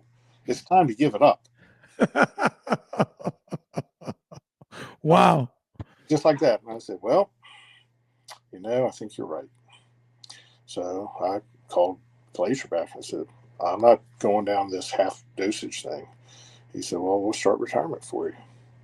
So So then they said something about, well, John Gallo said, hey, he said, while you're waiting to retire, he says, what? He was assistant chief in charge of safety, I think. Safety, yeah, he was. He said, we'd like to put you in a car, give you a take-home car, and just have you go around to the stations and talk about fireground stuff and safety. And, you can do that, until you retire. I said, John, I would love to do that. I would love to do that. But I have two allergies. One is significant allergies. One is to bee stings, and the other is being sitting on 270 at 4 o'clock in the afternoon. I avoid that at all costs. I said, there is no freaking way I'm going to sign up to do that, because, it's a 50-mile ride. I can do it in 45, 50 minutes normally, but if I get out after 3 or 3:30 in the afternoon, it's 2 hours. I said, and it's bumper to bumper, it drives me crazy. I said, I just can't do it. So Goldie called me, and he says, I know we offered you this. He said, but he said, if you don't want to do it, I understand. You've worked here long enough. You've earned the right just to stay home, and we'll pay you. And I said, thank you very much, Chief. And that's what I did. Now, big thing in your head about that. And all of a sudden you're done. Someone made a decision for me. And I'm not so sure that's not a bad thing for Mike, because I was struggling with making the decision. But I'm okay with it, because I also realized that it's someone else's time and turn to do this. That I'd done it long enough. I still love doing it. Well said. All the research crap on computers, that drove me nuts. Okay. But I know I miss it, but I just realized now my time is done. And that's how I resolved it in my head. Okay. I did find out how sleep deprived I was, because, you never get a good night's sleep in the firehouse. I don't care who you are. Mm-hmm. Not length of time. You always get woke up, particularly every time the damn command tone would go off for, fire in Tacoma Park, and I'm in Germantown. I have no need to be awake and listen to that. I mean, and then, of course, the morning you have to get up and go to work, so you get one good night's sleep at home, maybe. But once I got out of that rotation, my sleep pattern just really improved. And I felt a lot better, believe it or not. I mean, and Billy Kang told me that when he retired. He said the biggest thing he noticed was that, his sleep patterns had greatly improved and that he felt better. And that was a real thing for me. I don't know about everybody else, but it's a real thing for me. And I'm okay in my head with it. I feel like I did my time, and someone else's turn now, and I'm happy to pass the baton. Yeah, that's like Tony said, very well said. And one of our earlier interviews was Chief John Tippett, and he pretty much said the exact same thing. Like when he was thinking about retiring, he said it's time to step aside and let somebody else have their turn. And yeah, I think that's great that you were able to come to that conclusion yourself, even under the circumstances. And I'm sure that helped mentally you be able to move forward after you were done. I noticed on one of the questions here, and I don't know how much longer you want to go. No, go ahead, keep going. Go for it. About people that mentored me. Yes. Yeah. I am eternally grateful for the guys that taught me. And it started out when I was a young kid, hanging out at 23. The paid guys down there. One guy, Larry Fisk, was just one of the technicians, master firefighters, just took me under his wing, and did stuff with his family and stuff like that. Plus, just always made sure that I was included in everything. Bob Chapman was my first sergeant at EOC, working communications. Super, super great guy. Really, really taught me about the whole communications thing, but most importantly, taught me about the importance of making a good decision, doing the right thing, and oh, by the way, if you screw up, own it. Mm-hmm. And quite frankly, there were times. I mean, we did everything manually in those days. Okay, Right.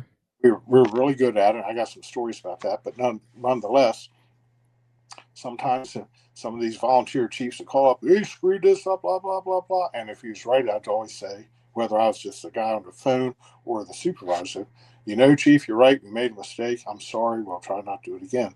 And that, first of all, it diffused them completely. Usually does, yeah. And, Bob just taught me about always just doing the right thing and owning your mistakes. And he taught me how to do the job properly. Earl Moore, I've known ever since I was a kid. Grew up with him. I'm living at 3. He's a lieutenant there doing maintenance work and stuff like that. Used to hang out in the shop with him and stuff. And he was just a really, really, really good, wise guy. And similar things, about honor and doing the right thing. Can't say enough. Doug Stutz was a volunteer chief at Hellendale when I worked there. Great guy to work for. Tom Carr worked for me we were blue shirt firefighters together at Burtonsville. I had like 5 years on a job when he got tired. But through all my time at Rockville, he was one of my subordinate officers. And then he went on to be the chief. And we were very close and talked about all sorts of things all the time, political stuff, operational stuff. And but he was a true good leader, visionary, one of the most effective guys that could find him money to do stuff I ever saw in my life in the county government. Could convince the politicians of the right things to do. 4-person staffing, boy. Oh, get this, the whole staffing thing. We've got a minute. Yeah. We're pushing 4-person staffing. Down in Silver Spring, they're doing all this stuff on road to road with different timing of crews, number of people, and stuff like that. It went on, 6 months? Mm-hmm. We had a thing when I was at Rockville at Chestnut Lodge on West Montgomery Avenue. Didn't go on that long, but similar stuff. And we pretty much found that 3 people is here, 4 people is much better. 5 wasn't that much better than 4, until you got to 6 or 7. Of course, that was unrealistic. So we pushed on 4-person staffing. Had all the stats. We went to, I don't know how many years we go to the county council trying to get approval for this. And sometimes we even had the backing of the county executive, like when the county executive before Leggett. Anyway, we had plenty of backing for that, but they would just never spend the money. Tommy Carr walks into the county council meeting and was in there about an hour and a half one day as a fire chief, and he's telling them, said, "Look, we have enough medic units, we have enough, everything's fine. We can put a paramedic ALS provider on the scene of an incident within 5 minutes across the board until the first 2 medic units on another call. And now we're at 10, 12, 14 minutes. The only way we can fix that is put a paramedic on the engines so that they can back up the medic units, and they can be the first responders to get in and provide ALS coverage until the next transporter unit arrives." Okay, so let me tell you what I've discovered over the years, and this is true when I was in the fire marshal's office. No one's worried about their damn house burning down. They don't care for 1 minute how long it takes us to put 1, 2, or 3 hose lines in service, but they all care about having a heart attack. I'm serious. Yeah. I'm serious as I can be. And he played that card, and it was right. It's the right thing to do, but he was right enough to figure that out. Played that card. In there like an hour and a half, the meeting came out. We had 4-person staffing plan spread over the next 3 or 4 years, approved and in place. Because he went in and sold it on that. And, why didn't we think of that ourselves? Right. And the other thing about Tommy I thought was really great, he's also about, if we're not doing it right, shame on us. And he's the guy that coined the phrase, well, do you think it'll pass the front page of the Washington Post test? Yeah, the Washington Post. You make a mistake out there, or you make a decision out there, you think, how's it going to play on the front page of the Washington Post? And if you can't defend it there, then you need not to be doing it now. And about accountability and honor. Yes, sir. So, here's a guy that I've worked with for a long time, and he ended up being a true visionary leader of this department that we all benefited, myself included. Yeah, we all did. Yep. Thank you, Chief Carr. Yeah, thank you very much. Thank you very much. And I was really worried about him when he left because he was starting to slow down.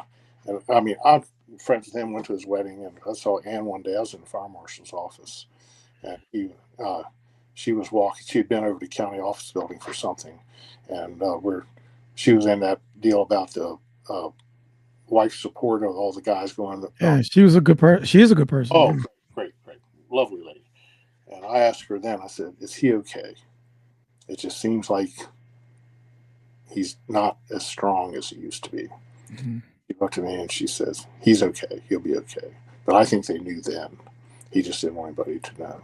Right. Right. Mm-hmm. We lost that guy. I'm trying to think if there's anybody. I don't want to miss anybody as far as mentors go. Oh, another guy was Les Adams. Okay. Okay, here's a guy in the LFRD days that was one of the division chiefs. And then when we went to county employment and all this other kind of stuff, and he had to balance the combination volunteer system with the paid system. We had some guys on the 12th floor that made that not as easy for him as he could have been. Mm-hmm. He was also a guy that said, okay, at the end of the day, we're going to do the right thing. And, and it was kind of funny if you have a moment for this. He used to come in the EOC sometimes. He wanted to sit on the radio. So I'm the supervisor, right? So all of a sudden, we're busy doing stuff. He's talking on the radio on the main dispatch channel back in those days. And something got screwed up real bad. I don't remember what it was. And I said, what they supposed to? So I yelled out across the room from the suit, "How the hell did that happen?" And he turned and said, "I did that." I said, "So now what do you want me to do?" Well, first of all, fix it. And he said, "Well, you said you can yell at me if you want to." I said, "No." What do you want me to do now, boss? That's good. Yeah. So, Chief, so you're forced to retire, and so now you're on the other side, and I mean it's been 6 years now. So, what does your life look like since retiring? Well, first of all, when it comes your time to retire, enjoy it. It's nice. It is nice not having to worry about the schedule, Mm-hmm. not worrying about the alarm clock unless I have to get up for a damn doctor's appointment or something like that, or we're going someplace or doing something. Your time is more of your own to do what you want at the pace you want to do it. And I'm a pretty active guy, even for being an old guy, but I'm not quite as quick about things as I used to be. But it's what you make it. I think if you fret over the fact that you're no longer doing it and it's a big hole in your life and stuff like that, I can see where people have trouble with that. I think it's real important to accept that, like I said, passing the baton is someone else's turn and move on. And you still, keep ties with people you worked with. And, there's this bunch of us that get together the first Wednesday of the month up here in Frederick at the Elks Club, that retired guys from Montgomery and active duty guys too from Montgomery County. And and that's the nice thing. The nice thing about that, you're seeing a bunch of friends. You're not at a damn funeral, It's nice to keep in touch with people like that. And it's just a little bit more relaxed lifestyle. So let's face it, we're all type A personality, run around with our damn hair on fire all the time doing stuff because that's just who we are. And as you get older, you decide, well, maybe I'll walk around with my hair being warm, fire, and you have to have other interests, one of the questions was, what do I regret through my career? I regret that I didn't spend more time with my children and my family for things because I was always working. Okay. Now, it doesn't mean I ignored them but there were several times it was, I should have just taken leave and said, okay, I'm going to go do this with them. And I wish now that I'd done a little bit more of that. I got this antique fire truck thing. I lucked into that, and I'll show you a picture of it real quick. Oh, hold it. What happened? Something happened here. Oh no. How do I get back? Oh, here we go. I don't know if you can see it. Yep. So that, and I take it to shows and musters and stuff like that. Although I try not to go more than 2 hours away from home. It's a 54 B model Mac. It's the first year they made them. It's the 23rd one off the assembly line. I rejoined Rockwell as an admin member to help Tom Cavanaugh keep Engine 3.4 going. Their B model, their 63 B model. Mm-hmm. A lot of work in that in the last 2 years. Had to redo the motor, and I mean, just not that we were turning wrenches, but arranging all that and just maintaining it. So that lets me sort of feel like I still have my finger in the pie a little bit of the fire service. Okay. This thing is a joy to me. My Corvette was the garage queen until this old girl came along. Mm-hmm. I only had 18,000 miles on when I bought it. Okay. Years old. So it's been redone in '88. So,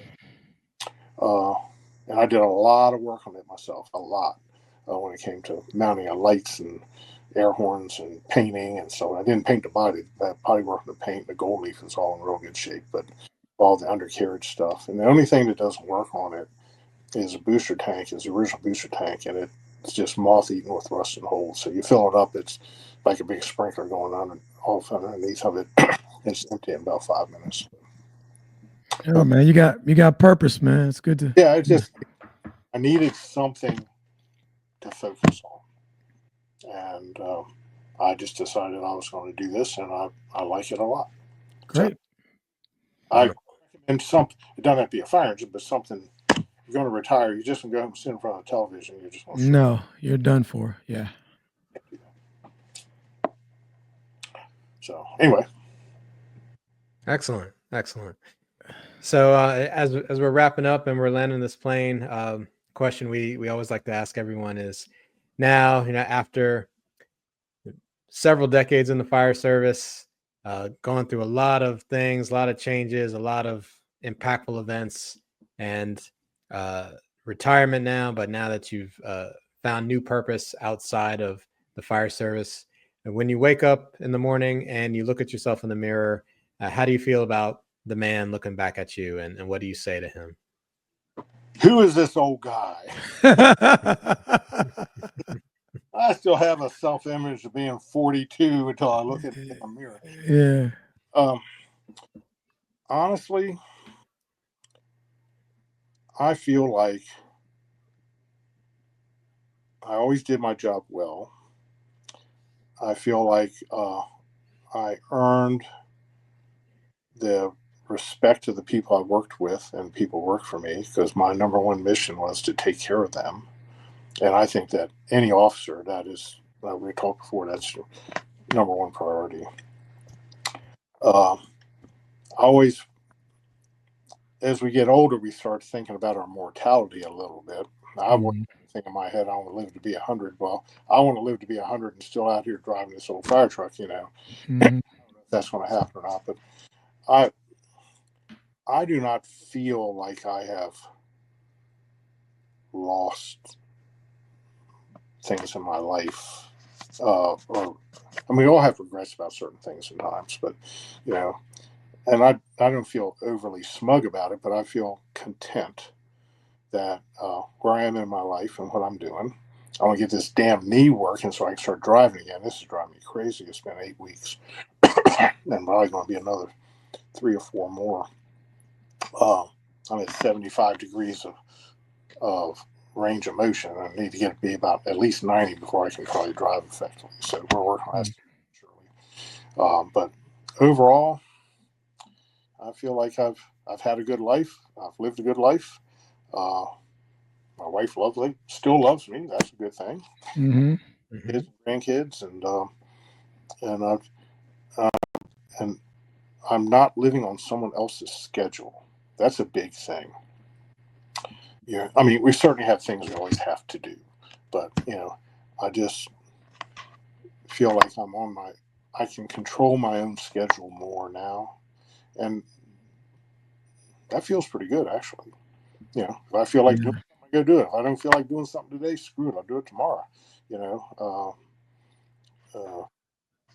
Again, I'm hampered now, but other than that, Well, very successful career, brother. I know that I'm not 100% sure if they did a retirement thing for you. I think they did. Oh yeah, well, Yeah.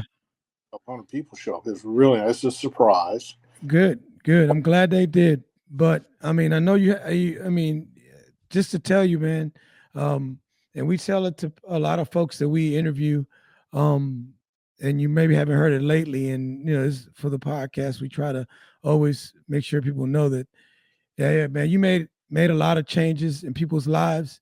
You had a positive influence on me, being around you, and always thought you had the backs of all the people that that worked for you. And thank you, man. I want to thank you as a citizen of Montgomery County, and thank you for your service. Job well done, brother. Well, thank you very much. I really appreciate that, and it means a lot to me to hear that. So thank you. Yes. Wonderful. And Chief, if anybody wanted to get in touch with you, what's the best way that they can do that? Just call me on my cell phone, 301-520-7177. Always have it ready. I don't even hardly answer my home phone anymore. And of course, they can always email me or something. But I'm always happy to hear from other people. And every once in a while, I get these out of the blue phone calls from people like Darren Carter or Chuck Early, Steve Gore and I keep in touch all the time. Tommy Cavanaugh and I are in touch all the time, and others. And I've had one of the questions on there I just wanted to say was, where did you have the most fun? And I can honestly say I had the most fun when I was a sergeant at 24 with those guys. All right. Boys like crazy. I can also say I never had a bad assignment. One of the questions was, who's your least favorite? Well, I didn't really have a least favorite. I guess Battalion 2 was the slowest, but I worked with good people there and enjoyed it. Met my wife there. She was administrative officer at Bethesda, and after a while we started dating and I'm getting married, so that was a good thing. Just the next, a close second to the Station 24 thing was when I was in Battalion 5 with all those crazy guys at 34 on C shift and the whole battalion. But dinner time at Station 34 was always $6. I told them I would pay $6 for the comedy show. Regardless what the food. Absolutely. And Absolutely. That was a close second to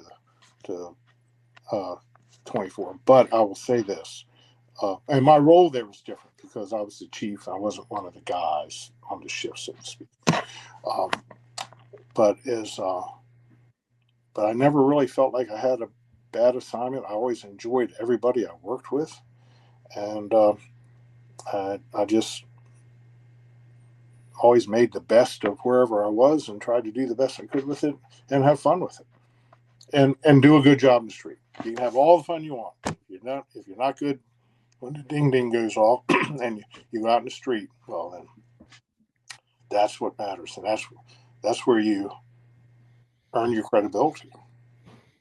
And so I always tried to be the very best that we could be in the street and caring for people. And one other thing for those that are listening, excuse me, we had something happen sometime, I forget where it was, and someone had basically misbehaved with the public, and someone's, I'm talking to the guy. I said, look, this would happen wherever it was. We don't make sure we never do that. We treat everybody with courtesy and respect. And someone said, that's right. You never know. You might be at the county executive's mother's house. And I said, screw that. You might be at my mother's house. There you go. Okay. And here's the thing. This isn't only the Montgomery County Fire and Rescue Service. Scott was standing there at the time. Scott's the fire chief, so this is his fire department. But you know what? This is a Mike Hamilton fire department. This is Joe Blow, whatever. I'm naming off a couple names. Fire department. And we have to look at it that this is our department and it's a reflection on all of us. And don't ever let it happen that one of my friends or relatives comes to me and said they are treated poorly or disrespectfully or do dumb stuff by anybody in this department, because that's a reflection on me. Yep. And if you go out there with that attitude that you have ownership in this department, that carries a lot of weight and goes a long way. Excuse me. My wife got me this sippy cup. I feel like a kid. So anyway, thank you, man. That's it. Yep. I think there's no perfect way to end it than that. So Chief Michael Hamilton, thank you so very much for all your service. Thank you, sir. Appreciate it. Coming down with us. Thanks to Russ and Tony. I really appreciate it. This has been a lot of fun. And I laid awake last night in bed trying to think about, oh, wow, I put on my bed. It's great. I really enjoyed it. I really appreciate the opportunity and the fact that you're thinking of me and let me be a part of this. No, brother. The pleasure's ours. Absolutely. Thank you. All right. Take care. Yeah, bye. Thanks for listening to the When the Smoke Clears podcast. Be sure to check out our social media pages on Instagram, Facebook, YouTube, and TikTok. Just search for the When the Smoke Clears podcast. Feel free to email us at whenthesmokeclears8@gmail.com. That's whenthesmokeclears and the number 8@gmail.com. You can also support the show by going to the website buymeacoffee.com/whenthesmokeclears and donating however much you'd like.